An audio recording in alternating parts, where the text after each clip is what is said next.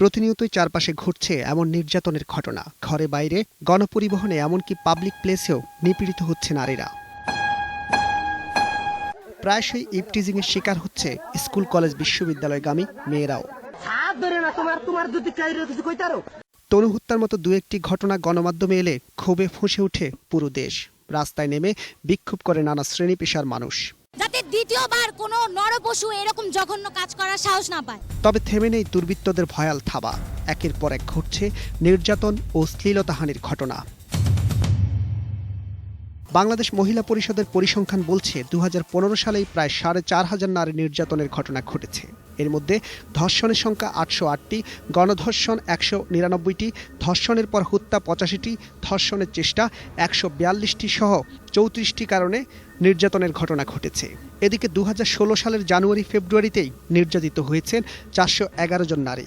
আর বেসরকারি সংস্থা ব্রাকের পরিসংখ্যান মতে 2014 সালের তুলনায় 2015 সালে নারী নির্যাতনের ঘটনা 74% বেড়েছে।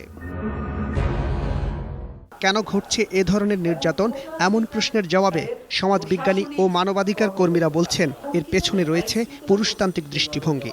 অপরাধের বিচার, সেই বিচারের প্রক্রিয়া এত দীর্ঘ, সেই বিচারিক প্রক্রিয়ায় এত বাধা, এইটাই হচ্ছে প্রথম এবং মূল কারণ। চলন্ত বাসে, রাস্তায়, বিভিন্ন জায়গায় হচ্ছে।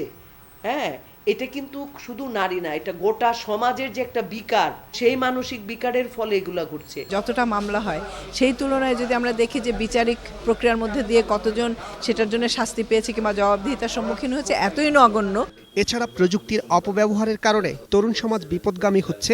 এ কারণেও নারী নির্যাতন বাড়ছে বলে মনে করেন এই সমাজবিজ্ঞানী। গণধর্ষণ এবং বিকৃত একটা মানসিকতা তৈরি হয়েছে, এবং এই মানসিকতা কিন্তু আমরা দেখতে পাই যে পর্নোগ্রাফির যে সহজ লভ্যতা, যেটি আমরা সমাজে দেখতে পারি, যে আপনি একটা ইন্টারনেট ব্রাউজ করে আপনি একটা মোবাইল থেকে আপনি যে কোনো সিচুয়েশন আপনি দেখতে পারেন। মানুষের মধ্যে এক ধরনের মনস্তাত্ত্বিক বিষয় কাজ করে।